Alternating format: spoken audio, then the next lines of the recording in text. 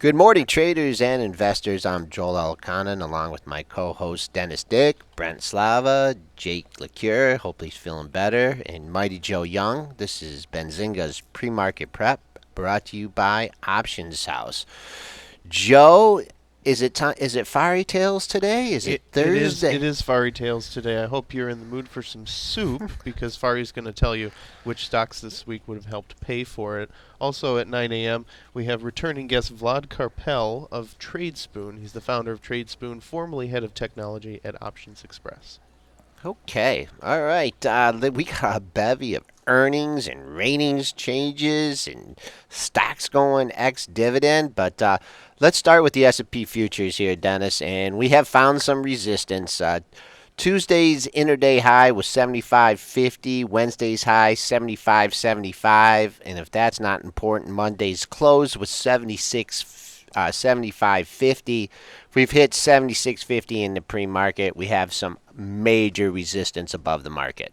I'm looking at the chat or the on the site there. You got your 2-star level there, Joel, at 75, 50, 75, 75. So you're saying 2 stars. What does that I mean should for have our I should listeners? have bumped it up a little bit. I just thought with the strong close we would blow right through it. I mean, it's definitely an area to exit along, maybe a low risk short. But the longer it goes, the longer that number holds up. I mean, tomorrow it could be like a 4 or 5 star. It's just that strong close. I thought we were going to blow through there and go up to that 1880 level, but so far this morning it's holding up pretty well.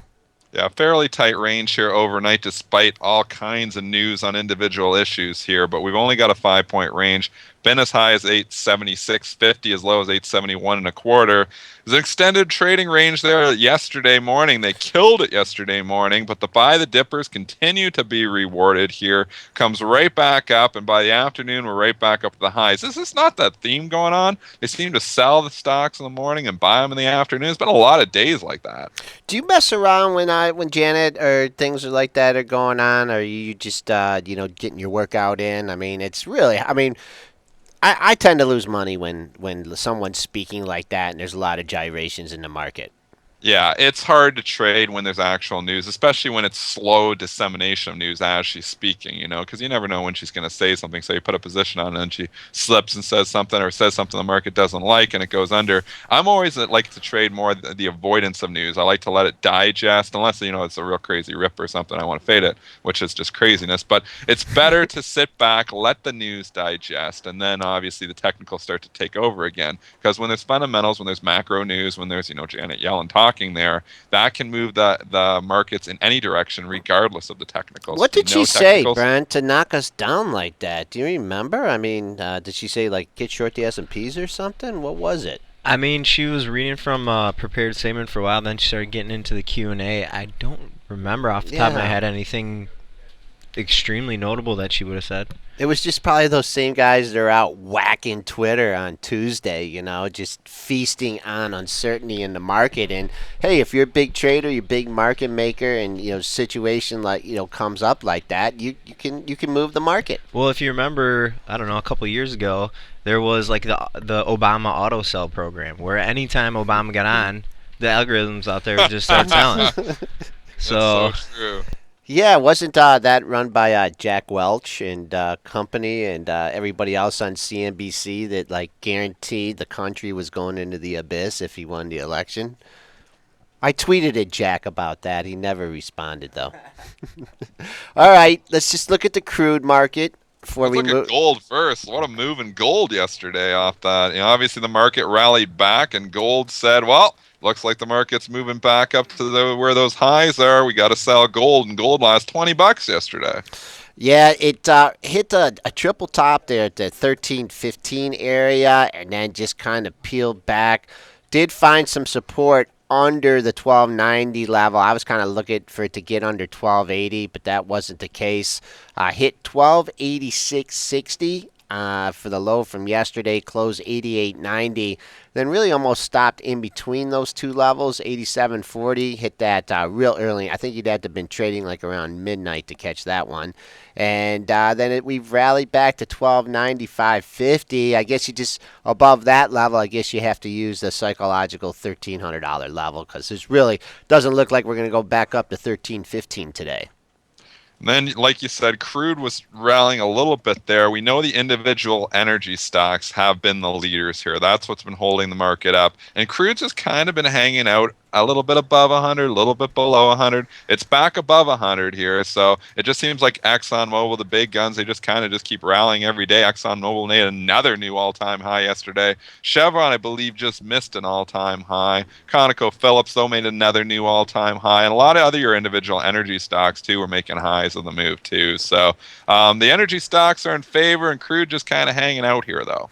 Yeah, tried a little short last night off the 100.99 high because we opened up and struggled with that level. This is at like 6 o'clock, 6:30. Only got to 100.93. Also at a whole number there, 101. We've come back down to 100.33. Not really expecting that to hold up as low of the day. 99.78 was your low from yesterday's session.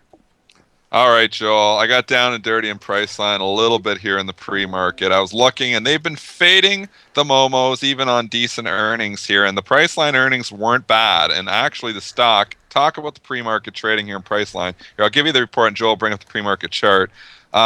781 versus 691, so they blew the bottom numbers away. 1.64 billion versus 1.63 billion. Top line okay, but then the guidance was a bit light. They're looking for the next quarter 1122 to 1202 versus analyst estimates of 1216. So that's a little bit light. So I was looking at that and it was trading up $20 here, and I'm like, you know what? I'm not gutsy enough to actually even short 100 shares of this. I shorted an odd lot up there because the spread was like 10 points wide. It was like 1150 to 1160. I'm like, I threw out 1156 and I got dinged on just an odd lot.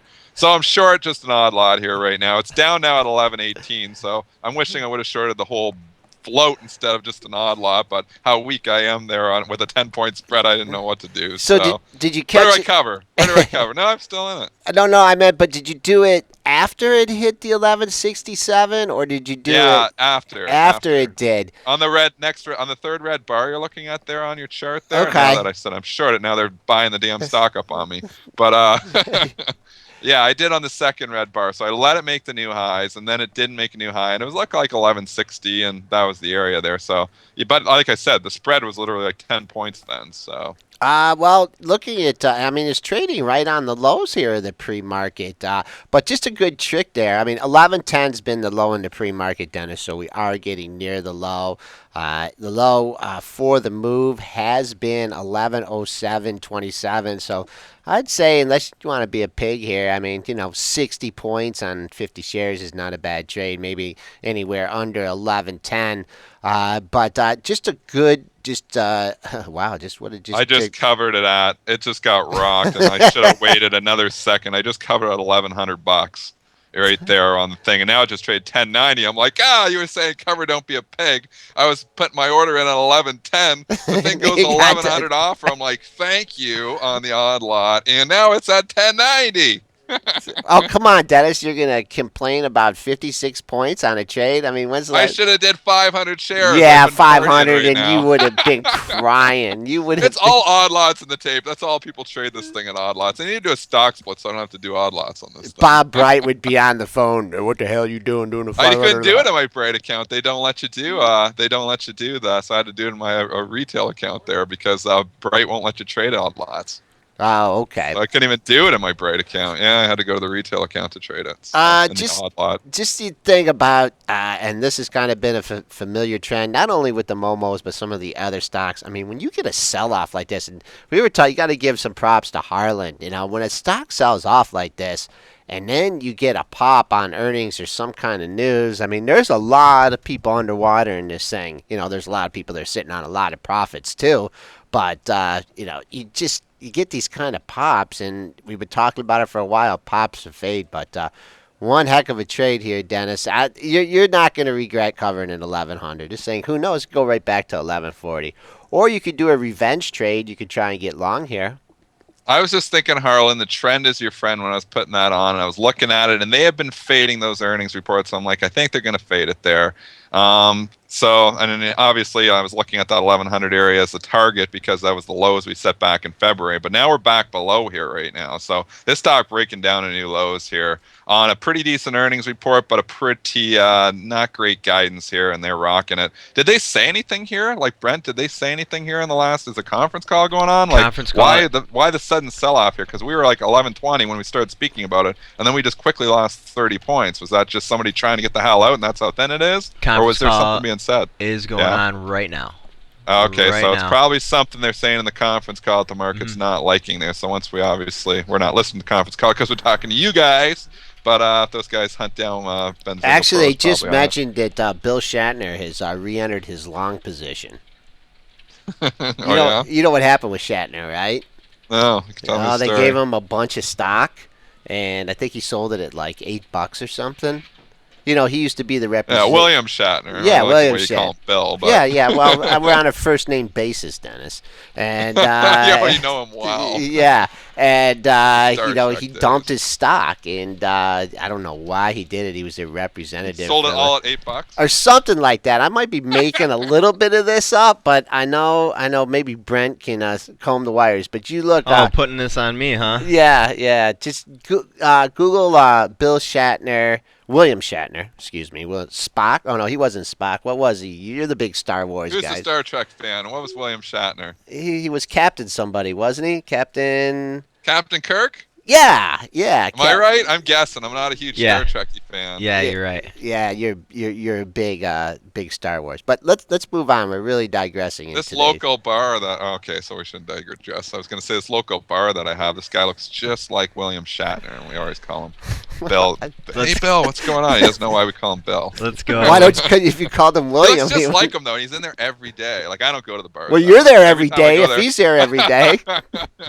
How do I know he's there? Every Now day? we If I know don't what go to the Dennis bar, does in the okay, middle of the we digress. trading We better day. get off this Dennis goes to the conversation. bar during the middle of the trading day and then comes back to trade. Only when I'm wrong on the Priceline trade. Okay. Tesla, I'll go to the casino today. Tesla, TSLA is trading down $15 to. What happened? Dennis is gone. Dennis. Just like Did you that. guys hang up on me again? I started talking We about got upset. bars You did that. and That was on Bill's your end. chat. Oh, I wish we were on video because I know you hit a mute button or something on Oh, that. you're blaming me for that one. Yeah, I can see you smiling right now. Just like that smile you got on your Skype picture there. But anyways, they hit Tesla really hard off those earnings, and young Luke made a good call on it yesterday. He was saying that he kind of thought no matter what they did, they were going to whack this. Just kind of what they've been doing with all the other momos. You are getting a little bit of bottom fishing though. You did have some buyers at 183.75 overnight and 184. That gave you a little pop. And now you hit those levels again, 183.50, 183.54 here in the morning session. Going on the daily charts, though, I mean, you have to take a look at Tesla hasn't been here in quite some time. You did have a low in that area. When was that low? You had a low at 184.32 on April 15th. So pretty close numbers for the volatility in the stock. Did you play this? I agree. Well, no, I didn't, but I agree with Luke's thesis on this, and that's why I was playing Priceline that way too. They seem to be whacking these stocks, even if they're good earnings. So you remember, like 4 or 5, 6 months ago, or all last year, every time they even had bad earnings, they would pop these things. Now, even if they have good earnings, they drop these stocks. It seems like they're just out of favor. I mean, it doesn't go across the board here, but it seems like they really got to blow it out of the park if they're going to pop these momos on these earnings reports, because people are looking in these stocks for the pops to fade. And they are fading them, and they're fading the good earnings reports. It's like Priceline this morning trading all the way up to 1169. Now it's under $1,100, so the numbers look good, but they just drop it down. Tesla here. Brent, do you have the individual comments? Because there was a lot of comments from the actual conference call. So I know the report was okay, but the conference call, what's really making the investors nervous? Let me scroll through. I got a million on the pro feed. There's a million of them, yeah. Well, maybe it's because they only sell like 2,000 cars a year or something. I mean, I don't know what the actual statistic is, but maybe someone on the desk can help me I think it's out. like 7,500, isn't Yeah, it? I mean, it's just some ridiculous, per their share price, compared to the amount of cars that GM and Ford sell. I mean, it's still a very, very, high PE stock, and who knows when they're going to start selling a bunch of these things. And also that article in Barron's a while ago talked about them building a battery plant for a couple billion. So I don't know. I mean, they're going to have to. I mean, to justify this stock price, they're going to have to start selling a lot more cars. Just as a really quick rundown, they talked a lot of China. They talked about Panasonic.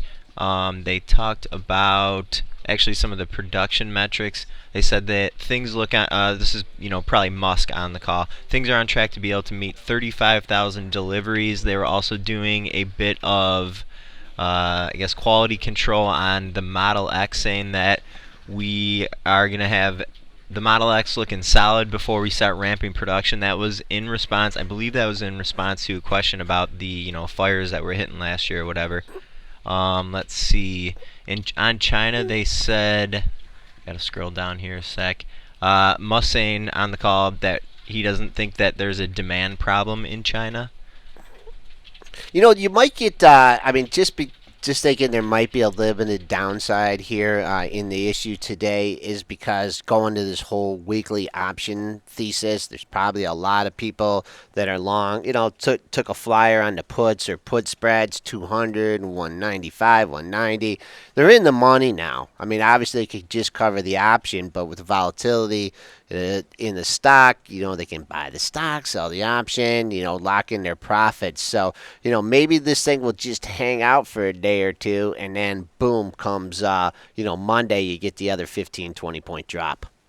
Well, Harlan Pyan's in the chat here right now, and he's saying the 200 days down there at 175. I know we're not huge fans of moving averages, but you got to respect that 200 day, and we're 10 points away from there now. So obviously that's the area maybe some of the bulls are going to be looking to defend still if they're trying to still defend this thing.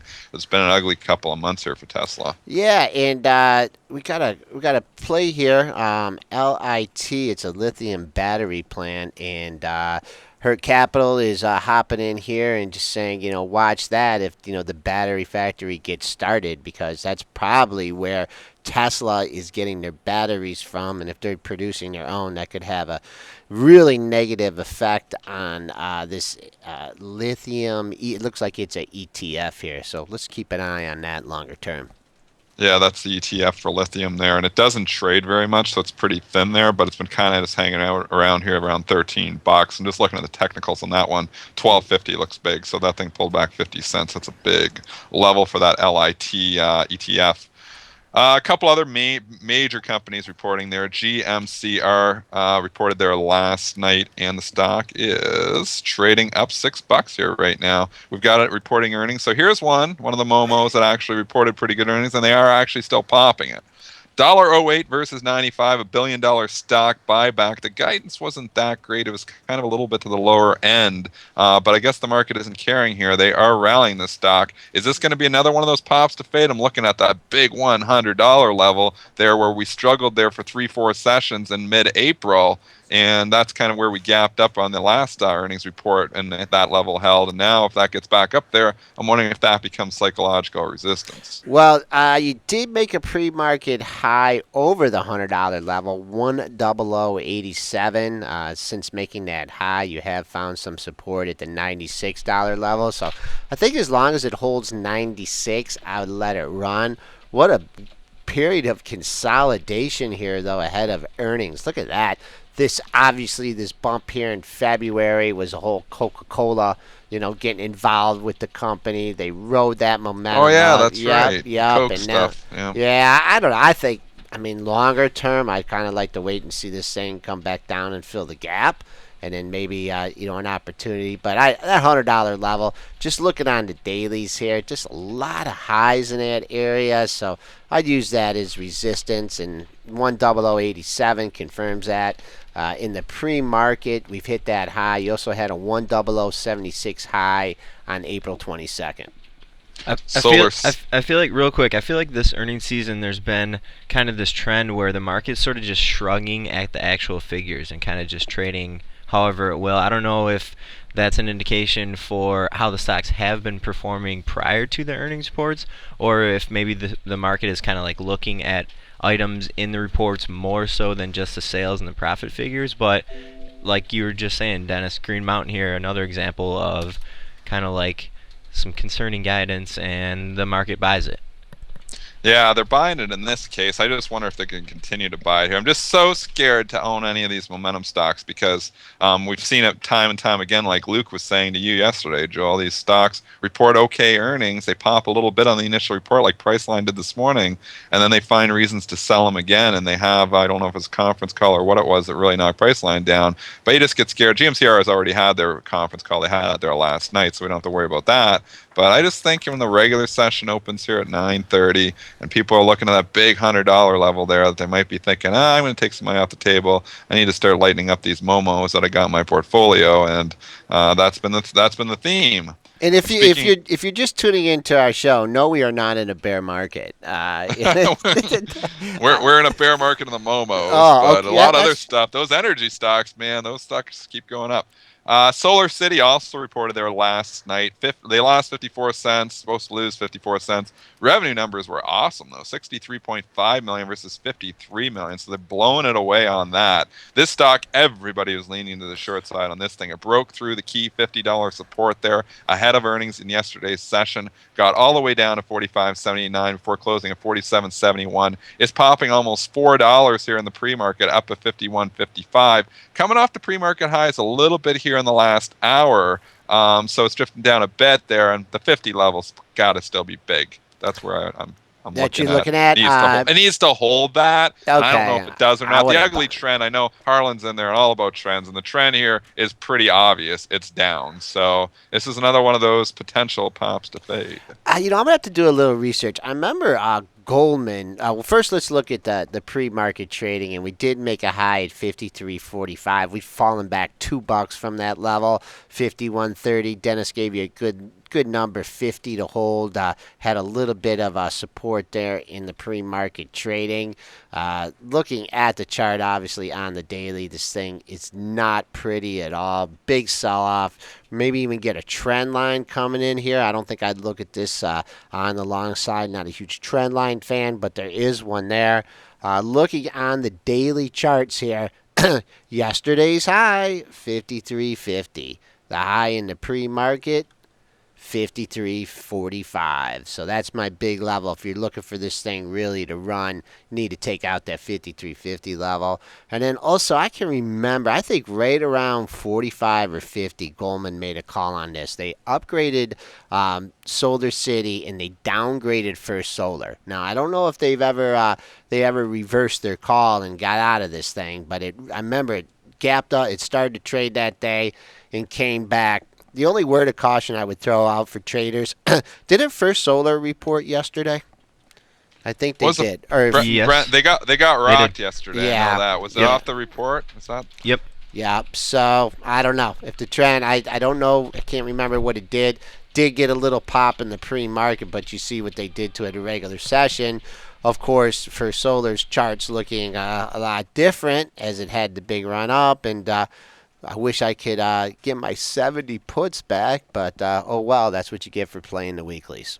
Just trying to go look at that earnings report. Yeah, $1.10, 950 million versus 837 million. So they beat on the revenue in line. The guidance was kind of a little bit. They raised it a bit from 220 to 260 to 240 to 280. So I guess it just wasn't good enough though, and they knocked the stock down. That $70 just acted like defense there for the Bears, and that was the level, and they just sold it off from that level for the majority of the day. And the one thing concerning there is we had that big gap up day, Joel, back on March 19th when we went from $56 all the way up to 71. And we know there's a lot of air in here right now because you're trying to fill that gap here right now. Well, I guess it did It run. wasn't I a guess it gap. was It run. wasn't a gap. It ran. It ran that day. Yeah. Yeah, that But one where it didn't trade there long though, so there's probably a little bit of air there below here still too, at least until 60.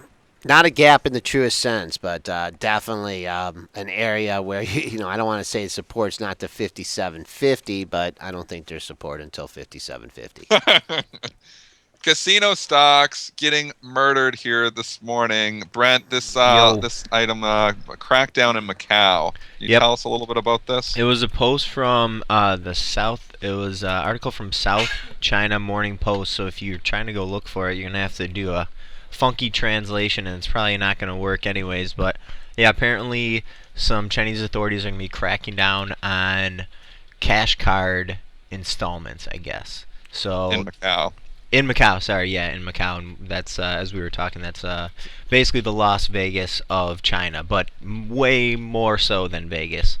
Yeah, Brent, what's that statistic you gave on? It was so the average Chinese gambler in Macau is going to spend 6 times what the average American gambler is going to spend in Vegas. So you're telling me they make some money over there. They definitely make some money, and just kind of to throw a little pepper onto the dish there. Melco Crown, which is like the casino play in Macau, reported results this morning. They were a little better than expected. So any traders in the gaming sector are going to be also digesting that news today. So does that mean they're not going to let them go to the cash machine and take out money to go lose at the table? They're going to crack down. I mean, is that in essence what they're saying? Because you see that all the time at the casinos. It's kind of like that. It's a concern against like a lot of like money laundering within the Okay. casinos. There's basically people taking money in the casinos and then not really gambling and getting their money washed essentially. Oh. You see what I'm doing there? Yeah, I do. So, okay, Dennis. Well, let's look at some of these individual stocks because Las Vegas Sands is absolutely getting murdered on this. This one's down the biggest. LVS closed at 77.75. That's $73 here right now. So that's a 5-point drop on this. So they were rocking it. Wynn Resorts is down over $10, and MGM is down a cool $1.15 for a $25 stock. That's a significant move here as well. Joel, is there any support? Are you out there buying the dip? I here don't in know. this, or is I something you're mean, laying this off? is. I mean, you don't really. I mean, obviously, people are anticipating a big impact on this, but I think you just have to wait a little bit to see how more news comes out or how it actually affects the earnings. Obviously, people are not waiting for that to happen. Las Vegas Sands, the one that's getting hit the most, that's trading made a low at 72.16. Getting a little bounce on that, so I'm not trying to buy it there, but if maybe an area to cover a short. Looking on the daily charts, did have a low right in that area. Well, actually, it was lower than that. 71.09. If you're looking for a level below the pre-market low, the low on April 15th was 71.09. What about MGM? You got any support Is on that that? getting hit We're on getting that some one? levels. MGM? Yeah, it's down $1.15 right now. It's trading actively at $24. Somebody's trying to play some defense there at that big hole number, but this chart's still not looking that pretty. I mean, they all have pretty heavy The China exposure. exposure. I think Win is the one that has the least. Wynn has the least. I Okay. think. Yeah, $24 here. Let's see what is a low that you had here. Well, first let's look at the pre-market trading. They took it quite a bit lower than this. They took it down to 23.31. Looking on the daily charts, erasing a lot of gains here. Below that 23.31 here, you did have a low at 22.52. So if you're looking at another level under the pre-market low, take a look at 22.52. Let's move on to a different story here. I know you're going to write an article about this today, Joel, and we've been talking a little bit on the show. I talked about my Lorillard trade there when it was in play, buying it. Well, DirecTV gave you a shot. I'm kicking myself on this one because I actually thought about it a few days ago. I was like, if that DirecTV, because we knew they had the rumors announced there 5 days ago that they might be in play here, and if that pulls back and fills that gap, I need to get out there and buy it. And lo and behold, I forget about it a couple days later. And 2 days ago, it gave you a shot, went all the way down to 77.50. So after the rumors were already out, you knew it was in play. It filled the gap and gave you a shot to buy where it came out before the rumors broke. And then what happens yesterday? more rumors that AT&T is potentially going to make a bid for DirecTV, and it popped huge there right at the end of the session yesterday. Went all the way up to like $89 or 88.55, close to 88 and a quarter. It's pulling back a little bit here this morning, probably because those rumors haven't materialized here yet. But now you're chasing it. Now it's up $10 from there. But man, that was the trade 2 days ago. Just looking at the daily here. I mean, so let's say you hopped on the initial news and you got long, you followed it, goes up to 82.75 that day. Closed the week on that day at 80.76, but it took a few more days. It gets down to 77.50.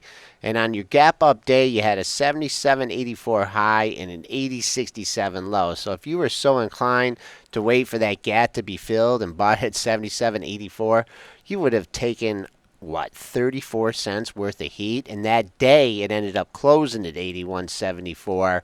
Made a nice move yesterday, got right back up, and then lo and behold, here comes the news. So, yeah, that's it's interesting. It's hard because your gut reaction is when you hear these kind of things, to go out and buy it immediately, and it takes a lot of patience, to wait for it to come back. And then where was your risk? I mean, if you were buying it, in the middle 78s there, Dennis, what were you going to do as a swing trade?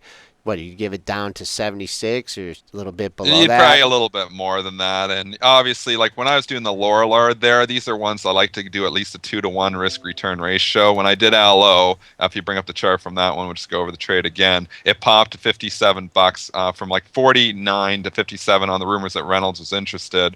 Pulled back and kind of consolidated there around 52, and that's where I bought it. It went all the way down. I took a little bit of heat. I believe it went down to about $51 or 50.70. So I did take $1.50 worth of heat on that. But I was looking if it got back down to below 48, maybe I'd cut out. So I was risking 4 points, looking to make 8. It got up there the other day for me, and I was able to actually make 7.5 points off of it by selling. I still have a little bit of stock. I kept a little bit there, but that play worked out. So on the same thing in DirecTV here, if you were going to give it maybe down like 75 when you bought it at 78, 3 points, then you'd want to probably make 6. So maybe be selling 84. Well, it moves so quickly, you're probably happily selling 88 this morning or 87.71. The news broke, I think, around 3:45 yesterday. And if you just want the headline, it was from Dow Jones, and they were saying that DirecTV is working with advisors, including Goldman, on a potential AT&T deal. So, and Dish really didn't respond to this. Interesting enough, Dish actually did report earnings here this morning, coincidentally, and they missed 38 cents versus 43.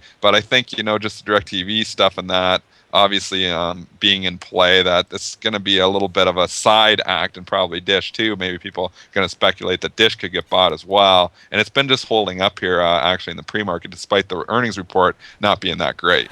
And just looking at that, I mean, it's obviously not an exact science here because this one did not come back and fill the gap. The DirecTV one was, that was pretty much tailor made. This one you had to step out a little bit early and were rewarded. But yeah, it's just something to keep an eye on.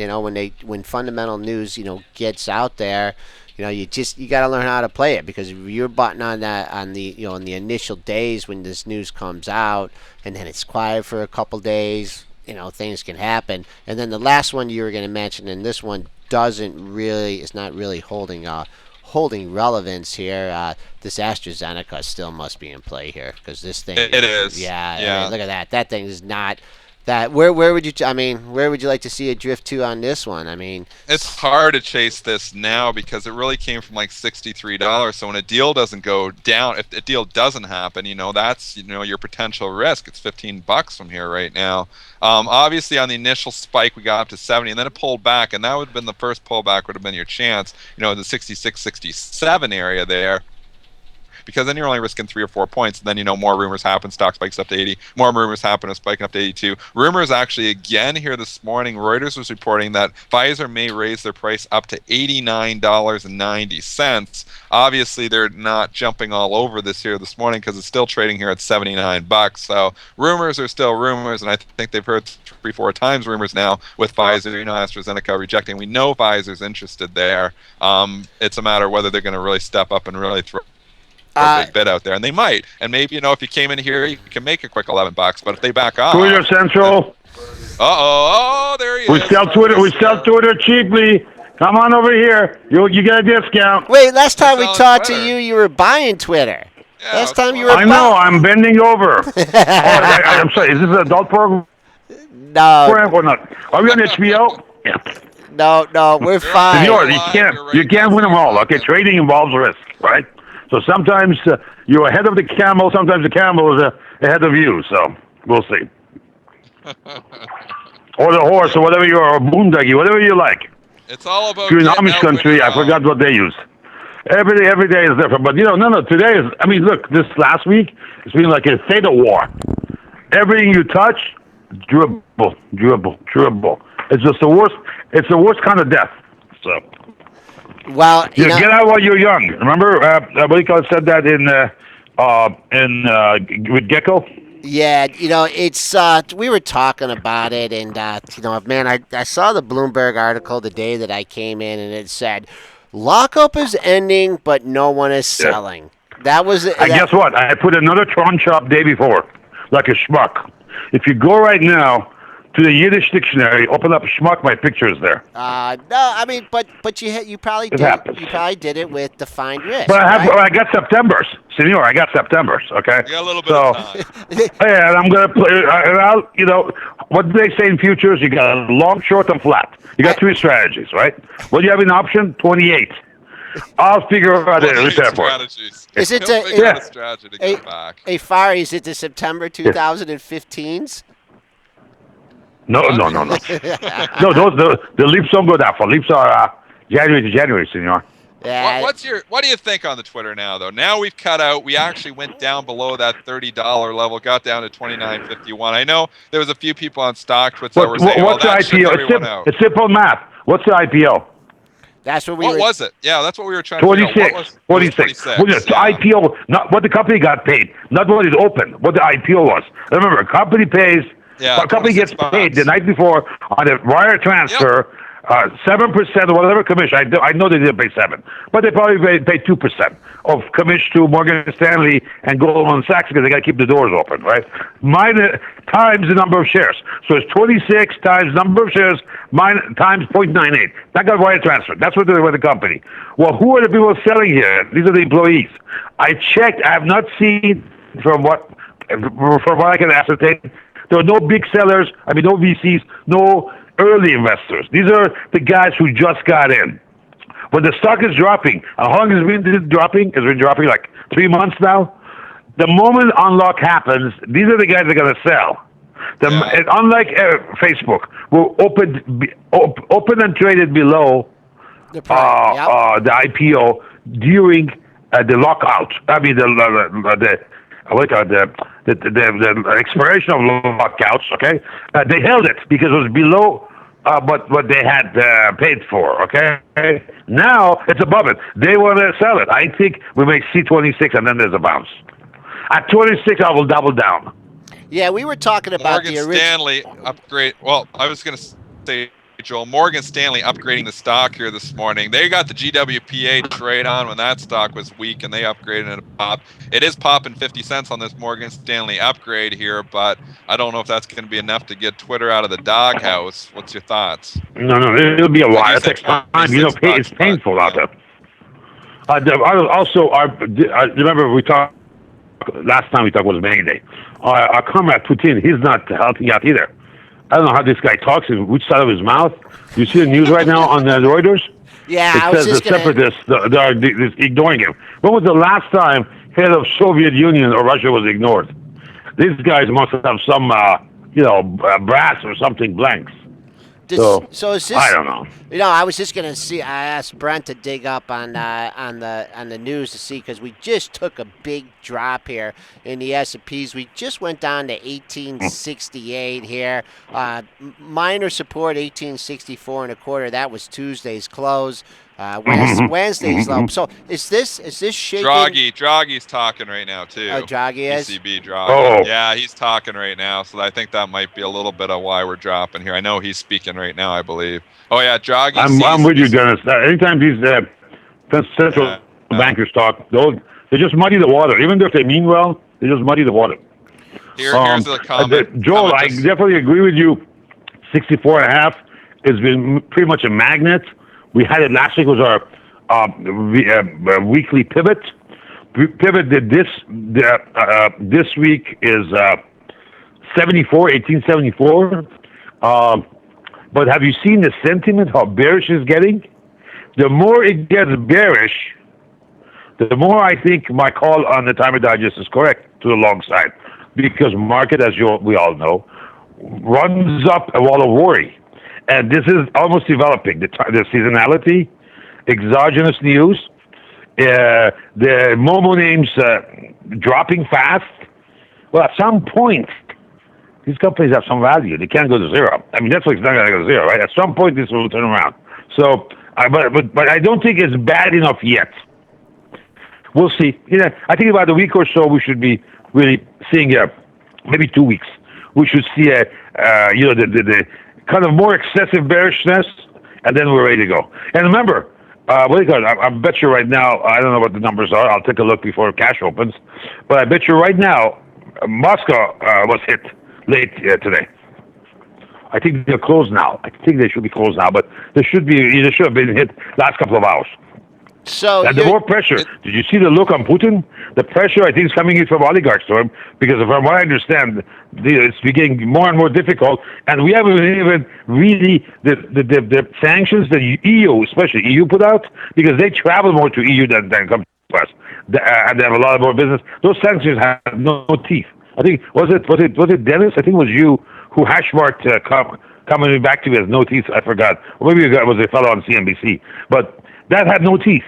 What Obama and Angela Merkel have been threatening Putin with is the real ones. This like a third phase. This third phase hit. You could have technically a 1 day market crash in Moscow. So well, you know what I think somewhere in here that news is going to go reverse itself. There's so much Putin and his buddies can take, both in ruble and on the stock market.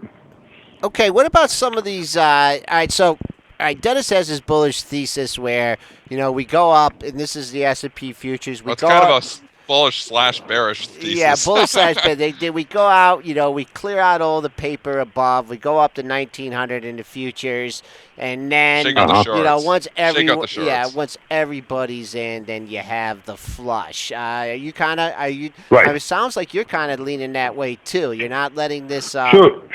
Yeah. No, I buy that. It's the market will always inflict maximum pain. Yeah. So what it's looking for is where the majority is. For example, why did we drop so fast? Because we're most of the time bullish. And very majority, is inclined to be positive, think forward, all that. We're bullish people. So we're bullish, right? So when it hits, there are more people running for the same exits. That's why the drops are faster. As I say, elevator drop, escalator up. On the way up, slowly, there aren't that many bearish people. There aren't that many shorts. So the impact would be slower. Okay? So, the market will always, that's its business. Because if you look at it the other way, Joel, if the market was going to be, the reverse hypothesis was correct, that means they're giving free money. Well, last time I checked, only Fed gives free money, and only to billionaires. And you and I don't qualify. Not yet. No. What about some of these other momos here? I mean, Tesla's really taking it on the chin today. The street not happy with the earnings. What do we? What? They beat, right? Yeah. And I had a lot of trade on. So today, I'm holding my nose. Okay. So it's tough. It's tough out there right now. As I said, we've had a week of state of decay. Guess what do we have that's up? Short on Goldman Sachs, which is Ethan put it. Okay. By the way, it's a great webinar this afternoon. I'll put a link for you guys on the pre-market. You don't want to miss this guy. He's very good. One of these days, I'll have him come to your show for a little, just like a one-time short interview. Very understated, humble guy, very good guy, excellent record. I'm very impressed by his trading. His Goldman Sachs short, which is long puts on three options, is up. Very nice check, 70%. He's had on by the month now. He plays long term. Mine, COP is up. COP, ConocoPhillips. Based on what? Putin. I bet you today's going to go to the roof. I said to myself, when we were short, we had a bearish earning report call, okay, on Valero and Exxon. And we usually put a 50% stop on alerts, mental, whatever you want. Not in the market, because, our report goes to a number of people. They execute at the same time, it would be a disaster. So what we do is that we have alerts ready. As it gets close, we issue the emails out, say, hey, get out, get out, get out. So I think we cut off at 45, 40, this time 42%, somewhere like that. No need to go short. Hold on. This thing is not going down. The oil is going up. We took that money, added a little bit more money to it, put it on COP, and COP is almost 100% up. Yeah, And it's this been is COP is how unboring do you want to get. That's ConocoPhillips. Yeah, it's been So marching. the 60 days are... Go ahead. I was just going to say the oil energy sector is the sector that is really holding us up here because a lot of these stocks are making new 52 highs, or in the case of ConocoPhillips, I'm losing you on the audio. Oh, they're making new all-time highs, a lot of these stocks. These oil and energy stocks are really It's doing a up well. largest component of S&P. That's, in a way, that's helping up, kind of balancing it. But the very boring business like Exxon or Valero or Conoco are up, and the sexy names are getting what Seinfeld called the courtesy flush. Yeah, it's a rotation into obviously different sectors. We haven't rotated out of the market altogether, though. And that's why the S&P futures are still holding up. They rotate out of the momentum names and they're finding homes. Like we were saying, as value. Lately, Guys, I don't know what's going on. You guys, I'm losing you every few seconds. I don't know why. Joel, can you hear me? Okay. Not sure if audio is good or not. Yeah. We've been having some Skype issues this week, Fari. Can you hear me now? I hear you fine. Yes, sir. I can hear you now. Okay. Very good. Yeah, all right, much better. Fari. It sounds like when you go into these earning plays and you do the lotto trades, that it seems like you're playing. Sure, again. Sounds like you're in China. A lot of your... Did Alibaba do the tender offer on Benzinga?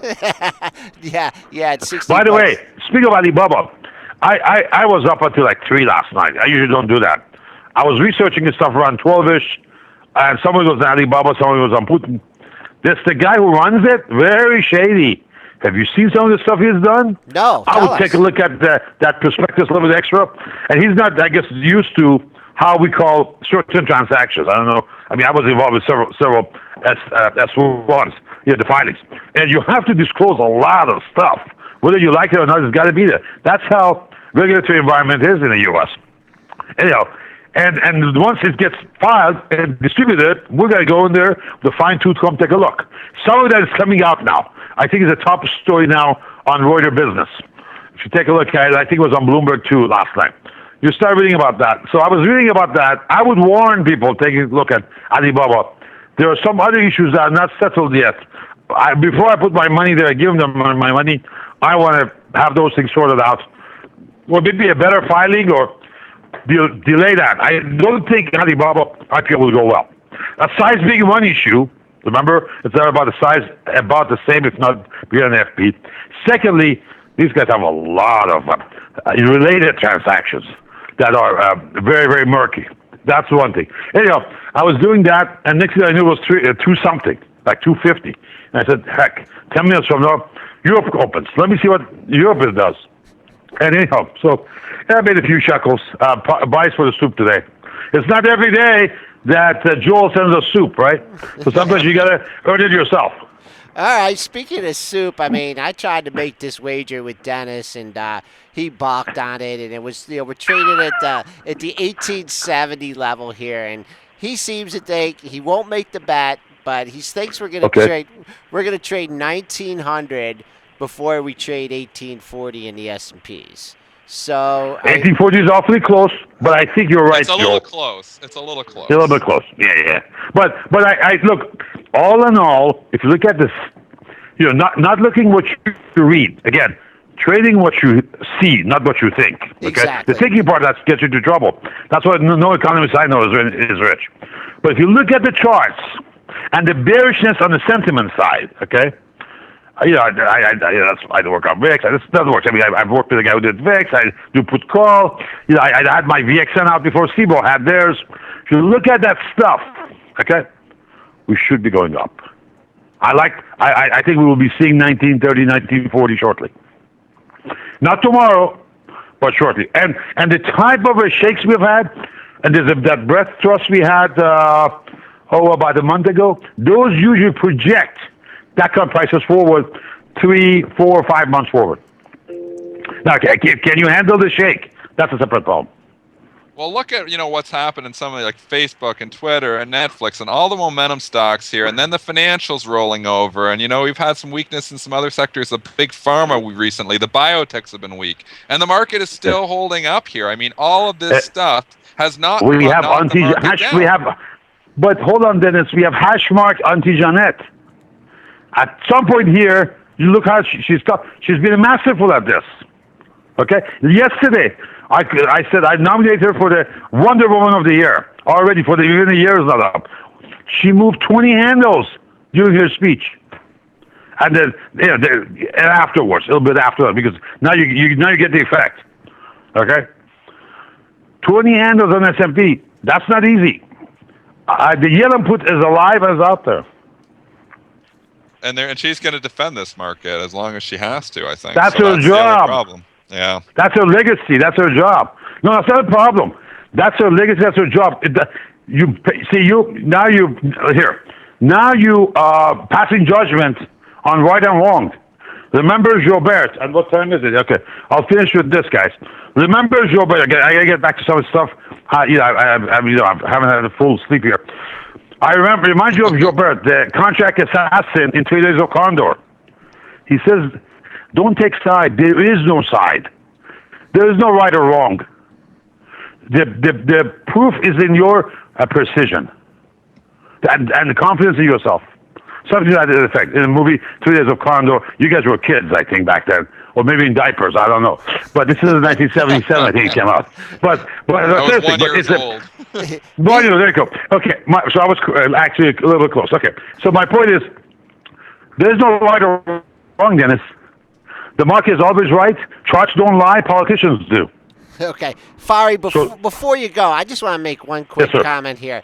And you're a very technical trader. You have your systems. You follow them. You follow your sigmas, your standard deviations, and whatnot. But and this is why we love having you on the show. For a majority of the show, you've been talking about macro things that are going on, and that's the same kind of feedback that we get from Nick Shaheen, who's a very big options trader and very big in the markets. Yeah. You can't ignore the macro things that are going on. You cannot. You cannot. You're absolutely right. The point is, I mean, my background, my interest is not really that much fundamental, but I want quantitative and technical combination. Okay. Now, do you dabble on the side at the margin of other issues like exogenous news? Heck, I come from a part of the world that craziness is every day over there, right? Yep. So you've been trained, you've been brought up. That was at the dinner table, talk. So it's just part of your DNA. So it won't hurt if you understand also that color. Okay. If you see on Twitter, not everybody on my Twitter followers are traders. There aren't 151,000 active traders on Twitter. No. There are a lot of them who follow me for other issues. And every time I put something on Iran, on Middle East, on Israel, on Turkey, on Putin, on the Crimea, that areas, I get a lot of feedback saying, guys, you gave me a light I didn't see. Why? It's once it becomes part of your DNA, it's hard to put it away, Okay. All right. Fari Hamzei, Hamzei Analytics. He's on every Thursday. So if you guys only come to this chat room once a week, you need to come on Thursday mornings at 8:35 to get Fari's take on the market. Join the chat. Fari will definitely answer any questions you have on issues in your portfolio that you're looking at. He'll give you. They got to be high priced and volatile because that's what he likes to trade. But he can also give his opinion on lower price stocks. So Fari, we'll let you get to work. It doesn't look like you're giving me an opportunity to get my soup back yet, but I got to. Well, as Rumi says, night is young. So maybe next week or week after, guys. You two are the best. Always a pleasure to be here. I've got to run. See you next week. Okay, see you, Fari. All right. Bye-bye. Oh, he's wound up today, Joel. Oh, wow. Is that much different than any other time he's been on? No, he's hyper. He brings energy to the show. Your morning cup of Fari right there, boys and girls. Boy, he gets going. I need to go take a nap after that. We're all wiped out. Ace is tired there, too. I took my headphones off in the middle of the conversation, and I was like, why is everyone being so quiet out here? So I was like, it's so loud in there. Oh wow, yeah, it's loud in there. It was loud, but Fari gives us some good information. He brings us energy, wakes us up, and gets us ready for that trade day. So we appreciate him on the Thursdays. Joel, we do have a few imbalances here. Nothing too crazy though. I'm just looking here. Can we take a look Coca-Cola. at Fox A first before we Yeah, do let's that? do. Let's do Yeah, that. let's Let's get run to the over to chat Fox room. A. Colts Luck, I don't know where he's been. He's seen him popping in with questions lately, but he's in here with Fox A, and they must have come out with some good news here. 20th Century Fox here. They had results. Let me get Give them this to us, for you. Brent. Okay. Well, Let's last night. see. Last night, just after the close, reported Q3 EPS 47 cents on sales of 8.22 billion. Analysts on 21st Century Fox were looking for 35 cents on sales just under 8 billion. So we have a beat. Okay, got a nice pop in the pre-market here. Let's take a look at Fox A here. So if you were playing this from the long side, you are getting a nice pop here. We were higher in the session. We got up to 33.69. A little bit of a pullback here. Boy, I tell you, looking at the charts here, you're looking at this $33 level, and you had a couple highs at 33.17, 33.24. I sure like to see it plow through that and go up to the pre-market high. Above that, you might have a good shot at the $34 level. Couple tops just above 34. Dennis, you got any take on this one? On the Fox A, because remember there's two stocks out there. You can trade the Fox or you can trade the Fox A. Both will move together in sync there. Fox A, I'm just looking at $33 level. Rear right, Joel, is big. And if you look on the Fox, the FOX, $32. It's about a buck behind. It usually trades behind the Fox A there. And I'm looking here, and the Fox is big at 32 there too. But both are bid. It's bid at $32. No volume really here trading in the pre-market, but both were trading up there after hours. So both look good, and that's the big numbers. If they're going to break out, because they're going to both open right into resistance, so keep that in mind. Okay, I'm sorry. Back to the imbalances. Just quickly, a couple I'll just fly through here. Bank America, 126,000 to buy. Stock obviously put in almost a potential double bottom there Yeah, yesterday. Just looking at the chart. Warren said that this accounting era is an opportunity to buy.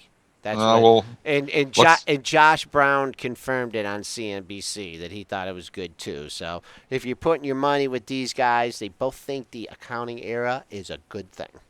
Got a couple guys in the book that are obviously betting along with those. 197,000 in the book to buy 1480, another 130,000 to buy 1475. So the book is thickening up there just above that 1472 level. Quickly, just a couple other ones in balances. AT&T 47,000 to sell. Obviously, that we've got the news. Don't forget that they've been kicking around there with DirecTV with the rumors yesterday, so that could make the stock a little more volatile. If you want a big level in AT&T, $36 is big. You've got an institutional seller up there for 170,000 shares. Yesterday went right below them at 35.96 and got rejected. So that's a big level there for AT&T. Bristol Myers, small sell imbalance. Merck, small sell imbalance. Pfizer, a small buy imbalance. And Pfizer, let's just stop and talk about Yeah, Pfizer for a minute, we because need to. this has been a shellacking. It really has. You know, this whole AstraZeneca stuff, Pfizer had popped up, and now it's been basically for a week and a half. This thing's lost 10%. And you got to think some bottom pickers are eventually going to come in here in Pfizer. I just don't know where that is. How often do you have to go to a weekly on Pfizer? There you go. Yeah, it's got to be a buy. I got to go to the weekly charts to find support here. Let's see. We did have a low back in October of last year, and that was a little bit lower than this area. I was looking at it yesterday. Didn't quite get there. Had a low at 28.63 and 28.55. Those were actually a couple daily lows that you had on October 11th and October 14th. Didn't quite get there in yesterday's session. Got to 28.85. But and this goes back a while. I know we can't find it on the dailies, but remember when that Exxon Mobil?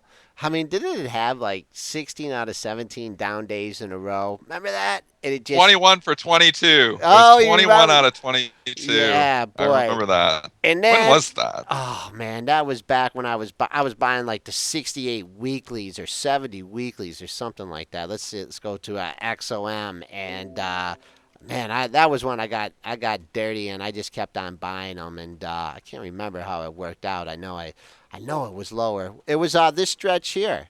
Was it last year? Was it that long ago in I thought it was February? last year. Yeah, middle of Yeah, last year, I think it yeah, was. yeah. The thing went from 86 under 90. It must have been like the 87s or 88s I was nibbling on. But yeah, that was that time period where it went. Yeah, right here. This is it. I don't think. Hey, if Pfizer does that, it'll be at 15. But all right, Dennis. Any closing thoughts on the market here? We got a little macro news when Fari was on, took us down to 1868. We have recovered from that level.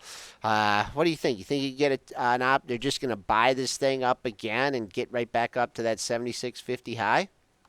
Seems like they keep doing that, but it seems like the theme has been sell off in the morning, buy them in the afternoon. So I guess if you're trading, you go with the theme, you go with what's working. Okay. And I wouldn't be surprised if we show some weakness. Maybe trade down to 1864, 18 area that you were talking about, which was close from a couple days ago. Maybe bounce there, and maybe towards the end of the day we rally again. Okay. All right. We're going to take a quick break and bring in Vlad Karpel of Tradespoon. We'll be right back with you.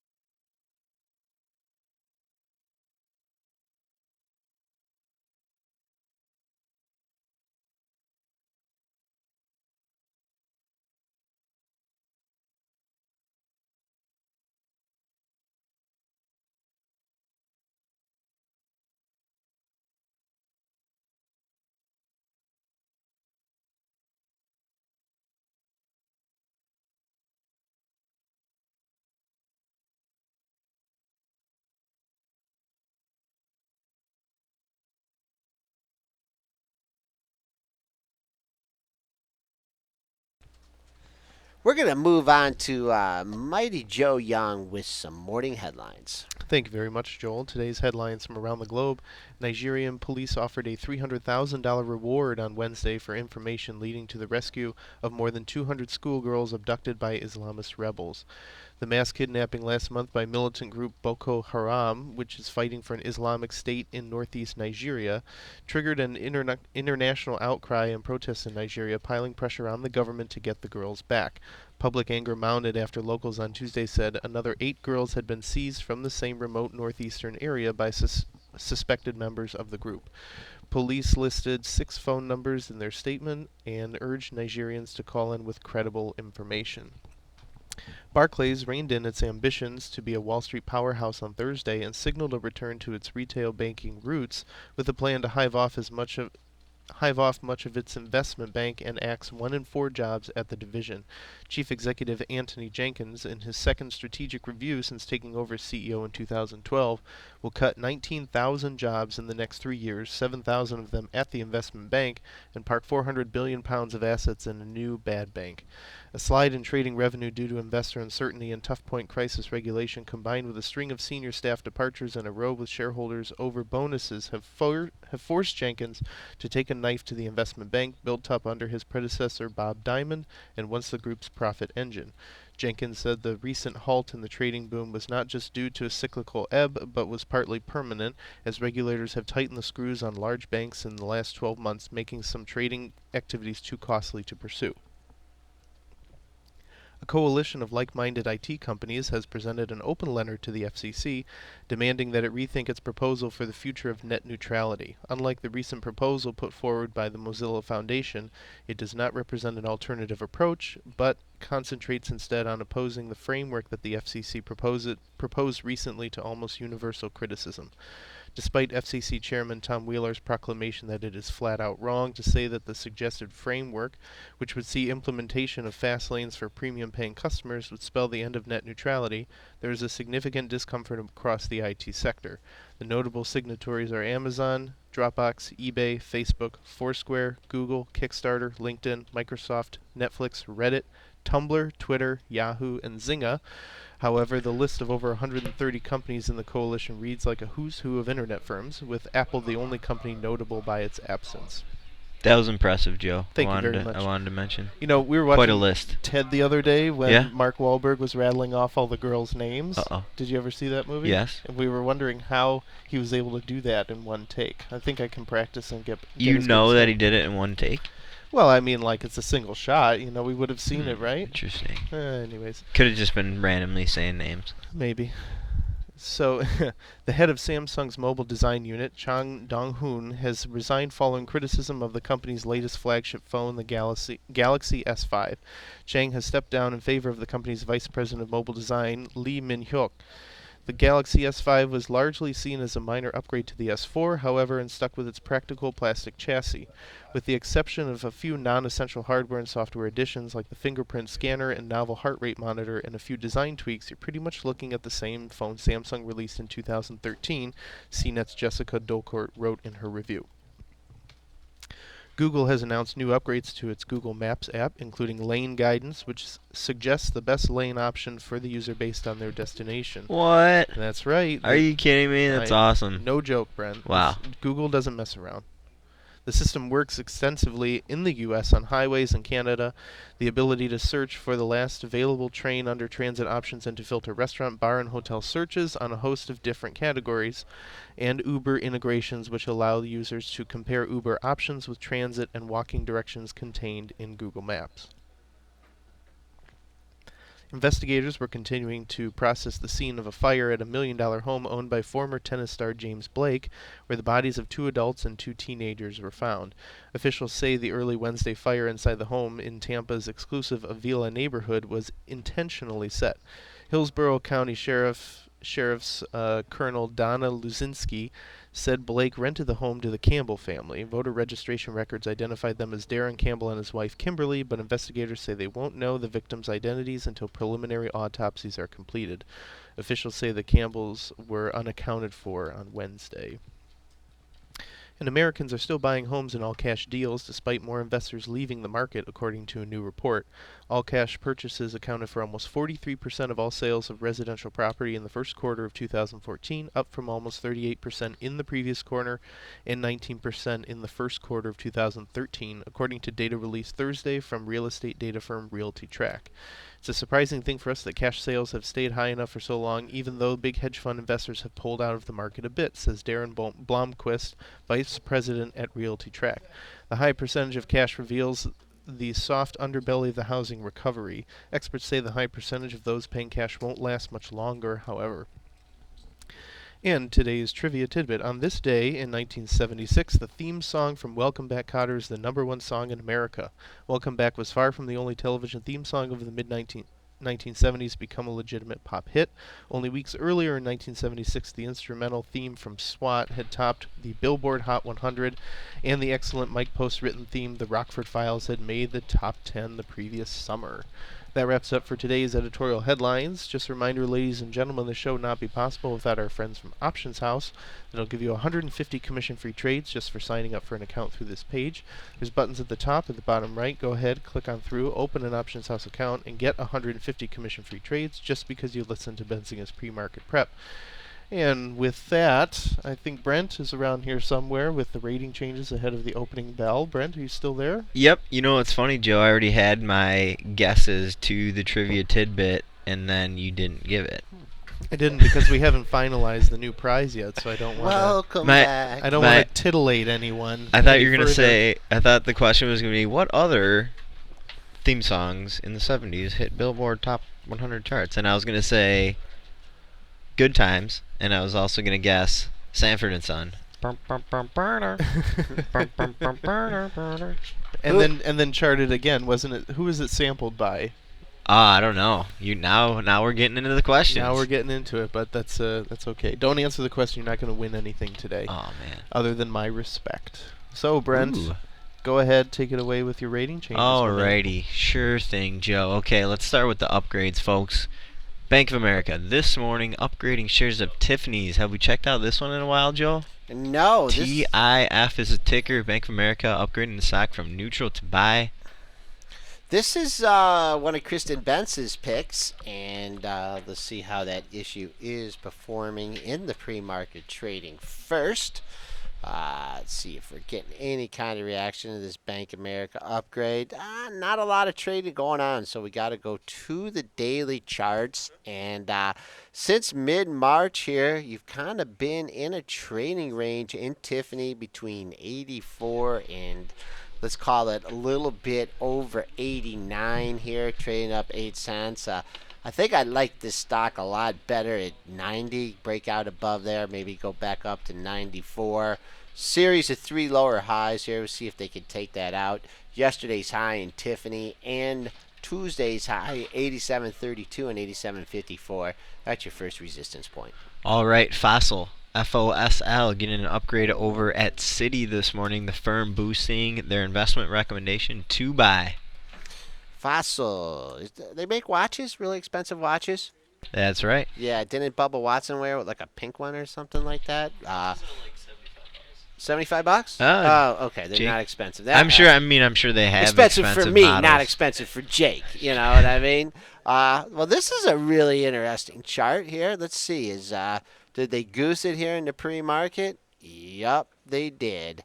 So much for playing the breakout here. No, actually, the breakout is at 110 here. That's what you need to look at in this issue. Haven't quite hit it in the pre-market, but that's a pretty looking area here. All those highs just below the 110 level. Holy mackerel. You hit that.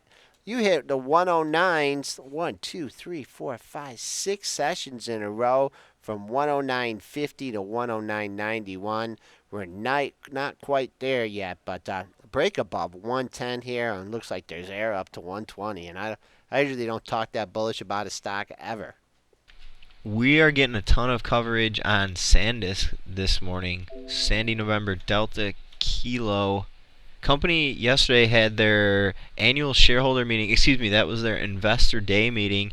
On the call, they said that they're going to be raising their dividend to about 30 cents.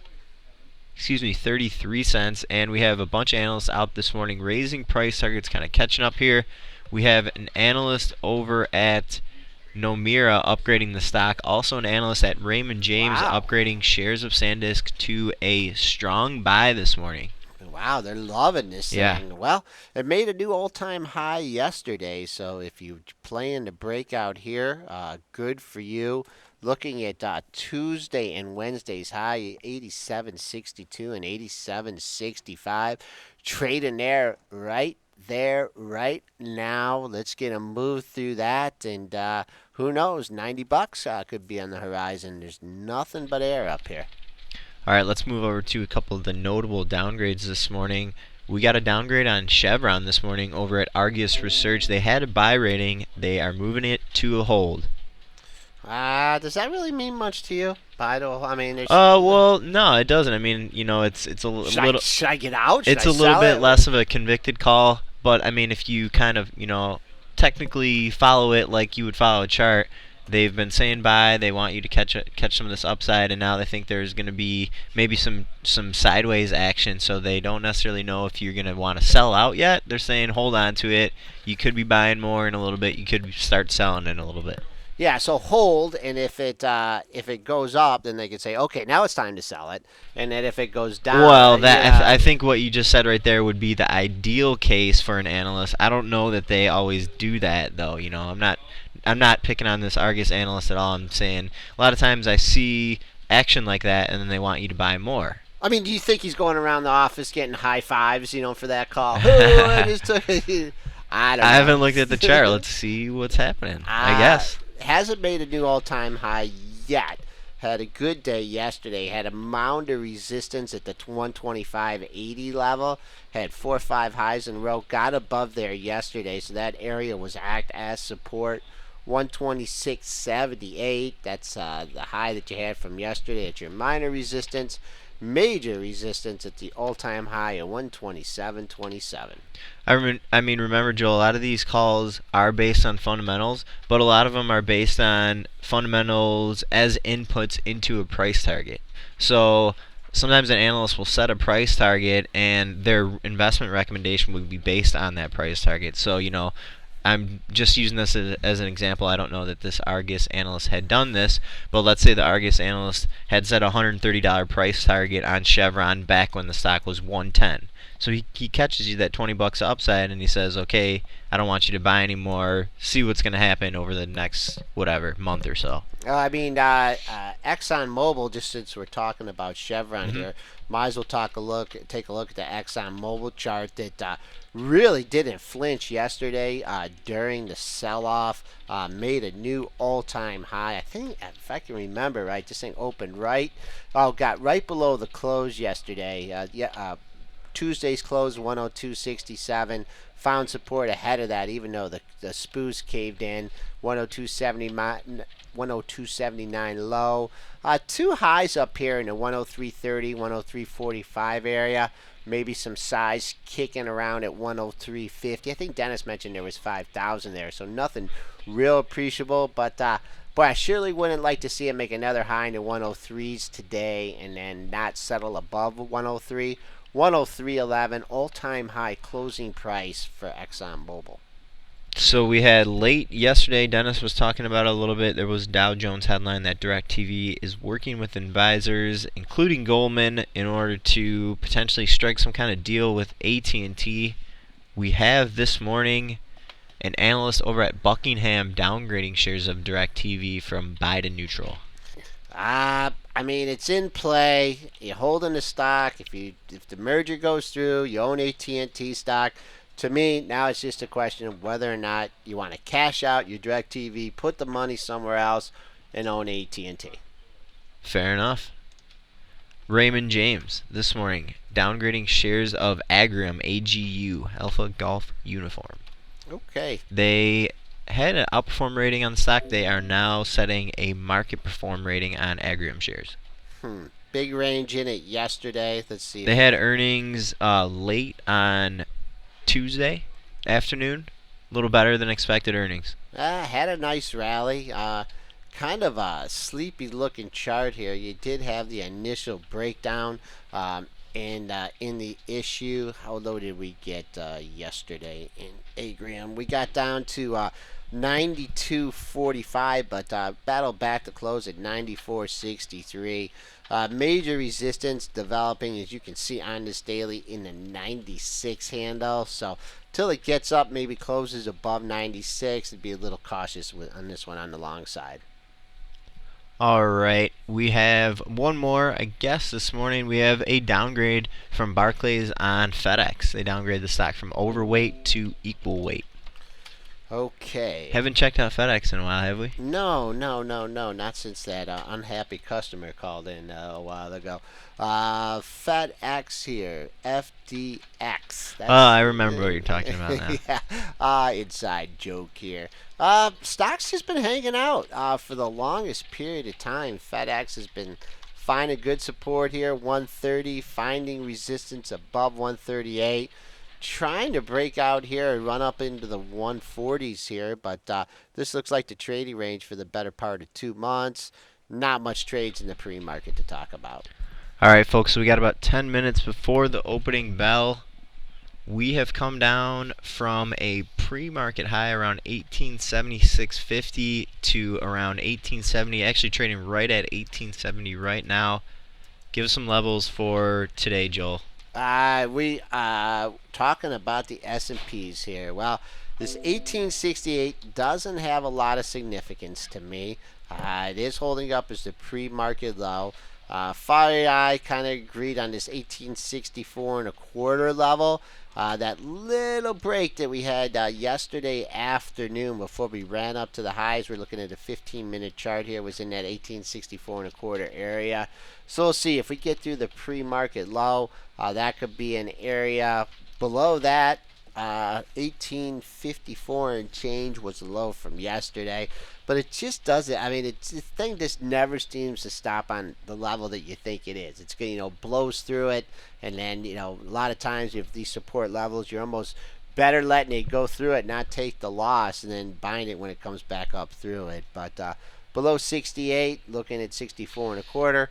Going back on the upside, you really think if they climb back into the anywhere from the close of 1874.75 all the way up to the intraday high so far at 1876.50, you should find a mound of resistance. Watching crude and gold also this morning. We've had crude moving pretty sharply lower over just like the last 3 minutes or so. Yeah, was trading around 130 per barrel. We're down under $100 now, 99.91 per barrel last trade in crude, and then gold following it, but not quite as drastically. We were trading around 12.92, just around 9.15 or so. Now we're trading right at 12.89. Let's looking at the crude. If you're looking for a place to cover short, 99.78 was the low in yesterday's session, so we could keep an eye on that. Been in constant selling pressure since the 6 o'clock open last night. Looking at gold, another rally that has faded. Haven't quite made a new low on the session. Let's take a look at the gold chart. Made a high at 12.95, and we have come down here 12.84.80. Been the low for the majority of the session. Below that, I'm still looking at this under 12.80 here. 12.72 was your low on the second. Got a big move off of that, but perhaps use a nice round number like 12.80 as a potential support level. I think it's time to bring Shaky Jake in. Hope you're feeling better, buddy. Yeah, I'm a lot better than I was yesterday. I dropped in for the news rush yesterday, and I was hoping I could make it through the day. I ended up having to go and crash halfway through, coming back for the second news rush. But a lot better today. Still not at 100%, but I'd say I'm about 80. So I'll take it. I'm nowhere near as shaky as I was on Tuesday. Oh, there you go, Shaky Jake. Oh yeah. Look he's got a pun. This means he's fine. Right back if at Jake it. can drop a pun, it means he's A-okay. That's when you know if I'm really sick, is if I'm not dropping the pun. That was yesterday. Yeah, I didn't hear a single pun out of you know. yesterday. I mean, I don't know if you guys have ever seen Jake. He doesn't have the darkest complexion, okay? He's kind of light. Yesterday, man, it was like I thought we were like Dawn of the Dead or something. When he came in, but he still came into work, man. He came in, made it through the day, went home and tried to nap here, and it didn't work out. But he came back, and I'm upgrading Jake from like looking really sick to he'll eat more than a bowl of soup for lunch. Like I said, I'm up to reach out to Fari and get some advice on the soup there. As far as stocks go, though, I've got one right here that is just absolutely amazing to me. Have you seen Millennial Media today here, Joel? No. Mike is the ticker. I'll just wait for you to pull up that chart and wait for your reaction there to this one. Company did report earnings after the close yesterday. And, it doesn't look like the street liked them a whole lot. It reported a loss of 12 cents versus expected loss of 10 cents. Nothing crazy there. No. Revenue of $72.6 million versus expected $75.5 million. Guided Q2 sales in a range of $70 to $75 million. The street was looking for $96 million, so I think that might be it. They also kicked out their CFO. I guess they're trying to offer ahead to the investors, but... Yeah, it looks like traders are really not accepting this one. It hit a low of 275 after closing in the 530s. I think 535 was the close. So you had a serious drop there. It's down basically 40% at this point. Shares is absolutely getting smacked. Joel, What kind of? Well, first of all, what kind? Obviously, they don't do it very well, but Whatever they do, they're not. yeah. Yeah, right. What kind of? Maybe they should. They take, are. They're a mobile advertising company. Yeah, mobile Really? advertising This- solutions to developers in the United States and internationally. The stock was down. Yeah, look What, at that. 16%? The 5 trading sessions before this morning. Look Yeah. at that. So we're cut in half in a matter of 6 trading sessions. Now you can't tell me. Okay, well, we just made a low at 275, right? Getting a little bounce there. I mean, this is a new all-time low for the issue. But you can't tell me that someone didn't have a heads up on this thing. I mean, With all the selling pressure a couple days look, before. I mean, it was at 650. It made a double top at 650. On Monday and Tuesday, or not 650. 640, 645, 635. And then all of a sudden we dropped down to 530 yesterday and closed a nickel off the low. And then you have this. I mean, I don't know. You can never prove anything like that. I mean, increase in volume also. The stock doesn't Right. trade, more than a million and a half, 2 million. Trades 3 million and 5 million. So I don't know. Maybe the shorts are looking to cover. I have no idea where there's any value in this. Jake, company. you said that they also were kicking out their CFO, was it? Yeah, have you noticed how many companies have done that recently? That's like the sacrificial lamb as of late is let's kick out the CFO. The martyr, if you will. Yeah, I mean, I guess it's kind of confusing. Why is it specifically the CFO? Are they saying that, this is all just a stock movement and it's not actually, trading on fundamentals of the company? I don't know. Kind of interesting there. I feel like another one we should really go into real quick is Tesla. They did report earnings after the close yesterday, and I feel like we should hop into that one real quick. Shares were taking a beating earlier this morning. They were down a little over 9%, sitting right around $180 right now. Looks like that may be where they're going to sit. Let me get that report real quick, and then Okay. I'll let you jump into the technicals here, Joel. Let's see. We do have a lot of comments from the conference call, too, so I'll skim through those. Okay. As far as the report goes, they did do 12 cents. It was a 10-cent estimate, so that wasn't too bad. While sales came in at 713 million. Trying to see, they were expecting to deliver. This might be hurting them a little bit. Expects to deliver 7,500 Model S cars in the Q2 and produced 8,500 to 9,000. So a little bit of a production, surplus there. But they are also saying that they're expecting to go through a battery shortage in the coming quarter, which maybe that's hurting them a little bit. I can dive into some of these conference call comments a little bit more, but what do you think on the technicals here? Well, I thought it was going to hold up around the 183.5 level. I'm glad I didn't put my money where my mouth is, because it definitely took that out. It just spiked down to 177.53, and then you're getting a little bit of recovery from that level. Tesla has not been in this area for quite some time here. I do see a low at 179.60 back on February 7th, another low at 176. So, I mean, if this thing gets back under 180, I certainly wouldn't be shorting it. And if you want a wide area parameter to buy, you can use the pre-market low. Now we're a couple bucks off that. Actually, we're $4 off at 177.53. I wish Dennis was still on the line, because I might make a bet with him that the low for the day isn't in Tesla. Yeah, I'm just kind of looking through some of these comments. I don't think any of these are super bearish from what I'm seeing. I just I know a lot of the pundits out there were simply saying that all these major upside potentials, the new models or new markets or even this gigafactory, each thing that's kind of given it a leg higher is kind of out of the way now, and a lot of kind of the pundits and analysts were saying, all right, well, what's the next leg higher? And they're saying that they don't necessarily know what that is yet, and so maybe it's that uncertainty kind of hitting the shares today and after the close yesterday. Another Elon Musk name even that reported earnings after the close yesterday was Solar City, Sandy Charlie Tango Yankee solar play here.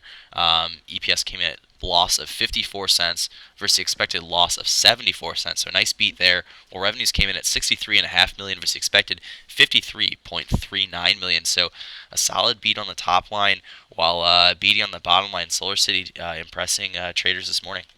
Yeah, just going back to this solar or to the Tesla chart before we go to that, kind of looks a little bit similar here. If they had the October high and then you pulled back and consolidated, then you had another move up. So if you're looking for this scenario to hold, come to fruition again, you're looking to buy. We'll see what happens over the next couple days. Maybe hang out at 180 or so. It actually, remember, it took a while for that to form and see what that happens. Solar City did get the pop. Let's see if it's still holding up here, and then we'll get to the market. Solar City did make a pre-market high above 53. It actually made it at 53.45, I believe. 53.45. That hasn't been the high yet. High in the regular session, 51.73. So if it really goes into rally mode, keep an eye on that pre-market high. Another one I want to take a look at is Green Mountain Coffee Roasters, another momentum name that reported after the close yesterday. The report came in at $1.08 on the bottom line versus expected 95 cents, while revenues came in at $1.1 billion versus expected $1.05 billion. So nice beat on the top and bottom lines. While guidance for the third quarter came into a range of 83 to 88 cents. Street looking for 87 cents. That's not quite what the street was looking for, and they did lower their fiscal year 2014 guidance to a range of 363 to 373. Previously, they were looking for a range of 375 to 385. Joel, what are you thinking here? Popped it over 100 here in the regular set or the pre-market session. Got it to 10087. It had some pre-market support at 97. We did bounce off 96.97. Boy, we are to fill the gap. You need to get down to 95.56. So keep an eye on that area. And just to me, just looking at this on the daily chart, I know we got above 100, but just see we had a couple highs there at 100. We'll see if some offers start to line up above 100, up to the pre-market high of 10087. Well, another one that reported earnings this morning was Wendy's. Yeah. EPS came in at 7 cents versus expected 5 cents, while revenues came in at $523.2 million versus expected $498.19 million. The company also did give us some fiscal year 2014 guidance, guiding in a range of 34 to 36 cents a share. Street was looking for 35 cents a share. Now keep in mind, this is the same guidance that they gave us back in January, but the Street has boosted its consensus estimates for the fiscal year from 29 to 35 cents. So basically their guidance is now putting the Street estimates at the top end of the range as analysts have gotten more bullish on this name.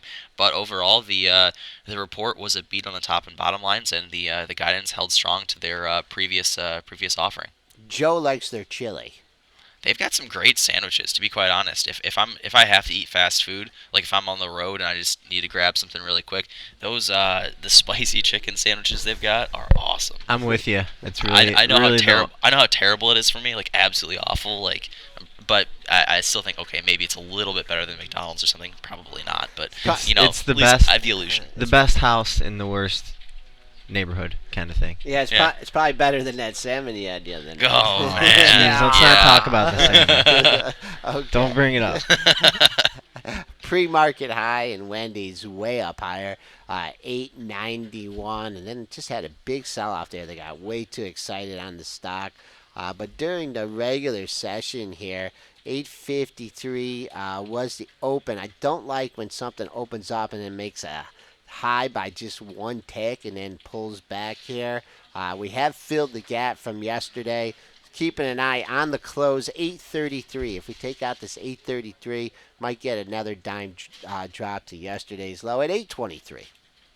Going to continue the trend of earnings reports here.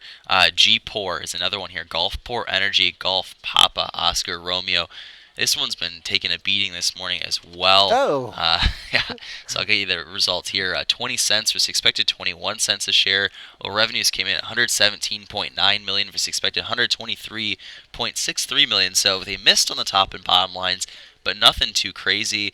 Goldman Sachs held onto their buy but dropped the price target from 87 to 81 bucks, while Wells Fargo downgraded them from outperform to market perform.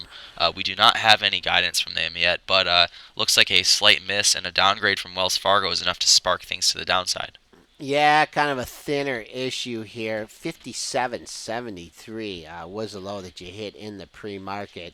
But during the regular session, charts are looking a little bit better. Not greatly improved, but the $60 level had provided some support just above 60. You had a couple lows at 60.13 and 59.86, so that was a good support level on the dailies.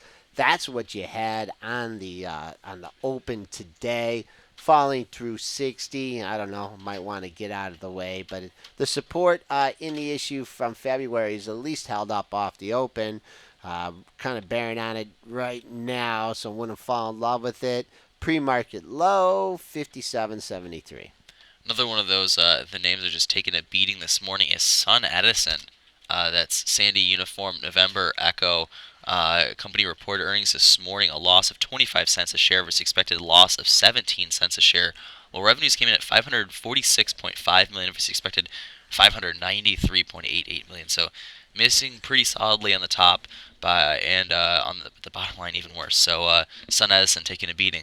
Who was it in the chat room you always ask about this stock? Was it JH3 or was it the Air Force guy? Well, who was the Air Force guy? Remember him? He was, I can't remember what his sign-on was, but I remember we used to always talk about this stock. I guess you're getting a little bit of a delayed Barron's effect here. I think Barron's, I don't know if it was last weekend or the weekend before, had been skeptical on this issue. Now getting hit today, making a new low from the pre-market. We did have a low today session, 1670. I go back a little bit farther. I see some 1662 low. We're right there right now. Or we actually just hit that, 1661. 1662 was the low on April 16th. Getting a nice bounce off that level. Below that, we could be trading in the lower 16s. What's interesting to me is I'm kind of looking at some of these other solar names. First Solar reported, a beat. Was it 2 days ago? Solar City had a beat. Canadian Solar was looking good as well. To see Sun Edison drop in here, it's just kind of interesting how we're starting to see kind of a mix in the solar names. They tend to, as far as I remember, the sector tends to kind of move as a group. Like maybe, they all tend to beat or they all start guiding lower. But in this case, it seems like they're starting to kind of split off, which I think is some kind of odd activity, to be quite honest. So I kind of want to, I'm interested in seeing what's going on here. If there's maybe just a split up in technology or what. Another one that I'm looking at this morning is Transocean. RIG is the ticker there. That is a Carl Icahn name, so keep an eye on that one. Company reported EPS after the close yesterday of $1.43, while EPS estimates were $1.03. So beat by 40 cents there. Revenues came in at 2.34 billion versus expected 2.27 billion. So beating on the top, beating on the bottom. Caught an upgrade from Deutsche Bank this morning from sell to hold while maintaining that $45 price target. So catching an upgrade, getting a nice earnings beat there. Transocean giving us some good results. Why is this stock? I mean, I guess it's Brent. Maybe you can hop in on this. The integrated oil companies, the drillers. I mean, this thing's just been a total pig when you compare the returns to ExxonMobil or Chevron. I mean, they're just more of a driller, huh? Yeah, they are strictly a driller. The other one in the sector that I like to watch is Diamond Offshore. That's DO. Check that one. See if that performance has been pretty similar to RIG. Let's take a look at DO. I mean, that's performed a little bit better. I remember back in the day, I used to trade Smith. Remember that? SII or Cameron? I don't know. Cameron's around still. Smith, I don't know about that one. Yeah, I think they got acquired, but the drillers like to move. I guess you're better off in the bigger integrated oil companies than you are these drillers here. I guess things are finding better ways to extract oil. Just looking at the rig, has not been one of Carl's best trades. Getting a little pop today. Just had crazy resistance here. I can't even count the highs you had here at the 43.50 level. 43.30, 43.46, 43.48. So you did get a breakout there. 45.80. Looking at the daily charts here, had some highs in the lower 45. So see if the rally can continue into the 45 handle. But most likely, probably a couple weeks, this thing will be back at 43.50. Well, have you guys looked into Ford today yet? No, The what's going company, on? they were. Ooh, Do, good call, Jake. You didn't hear the news on this one, Joel? Company reported a large share buyback after the close, $1.8 billion to fight dilution, is how they said it. They also reported China sales this morning are up 29%. And year-to-date, China sales are up 41. That first figure of 29% was for April. So Ford with a pair of bullish figures here for the shareholders, and looks like they're getting a little bit of a pop at the open. I thought they were going to announce another recall on my daughter's Ford Escape. I don't know how many times. Another? Yeah, I've taken that in so many times for recalls, and that's driving me crazy. But knocking on the door here. Yesterday's high 1563. Today's high in the session 1564. Things open up a little bit there. I see some other highs 76, 87, and 98, 1598. But I guess I would call the $16 level the next major resistance level here for Fords. Well, I'm just kind of going through some of the movers this morning. Another one I do want to kind of take a look at is Priceline. They reported the earnings this morning. I know you're mentioning William Shatner's early sale. I don't know if he sold at $8. I remember you talking about that. I don't know exactly what he sold at. I know he sold way too early though, because he had a large stake in the company. Because originally I think that was his whole compensation, is how he started. It was pure stock, and then they ended up starting to pay him cash. And I think he sold out his shares, and probably one of the worst trades of all time there. But just kind of looking through Priceline, see if I can grab anything good from their call. I know that they're trying to get more on the international side, but not sure if there's anything huge there. They did guide the Q2 EPS from 1122 to 1202. Street was looking for 1216, so that's not so hot there. They reported sales this quarter of 1.64 billion was expected 1.63 billion. So their report this quarter beat on the top and bottom lines, but the guidance just wasn't so hot. Joel, what are you thinking of Priceline here? I have a hard time getting a handle on these $1,100 stocks here. You did get the pop in the initial trading in the issue, way up there. Actually, Dennis caught short on an odd lot. Good for him. Covered it at around 1,100. I guess what if you're looking to buy this thing, I think what you want to see is it just hold 1,100 on the close today, and then maybe stabilize for a day or two. If not, it just looks really thin between 1,100 and 1050. Yeah, so I mean, I guess I'm just looking at some other ones here. I guess Halcon Resources was another name that reported earnings this morning. They missed by a mile. Loss of 19 cents, which is the expected gain of 2 cents. They did beat on the top line, so I'm wondering if we got a gap figure there. The top line number there was 275.1 million. It was expected 256.14 million. The ticker here is Hotel Kilo HK. Joel, what are you thinking here? I was going with the HCR, but that didn't work here. Lower price stock here, but just has had a slow, steady move up here. HK, let's see how it's trading in today's session. Just making incremental new high. Well, you did gap up here, making a high on the session at 562. Little 4-point gap up. I don't know. I mean, you could go back here to October to find some resistance. I mean, it doesn't look like a huge mover. If you're looking for another target on the upside, maybe 570. You had a high at 567 on August 22nd and a high at 573 on October 21st. So another dime from here. Well, another major piece of news this morning was with Chelsea Therapeutics. Did you guys go over that on the show? No, we didn't. It was announced that Lundbeck would purchase Chelsea Therapeutics for $6.44 a share in cash, and then it looks like the total value of the transaction would be $658 million. There's another addition, the CVRS up to $1.50 a share. And then they resumed trade around 8:15. The total consideration looks like it's going to come in at $7.94 a share.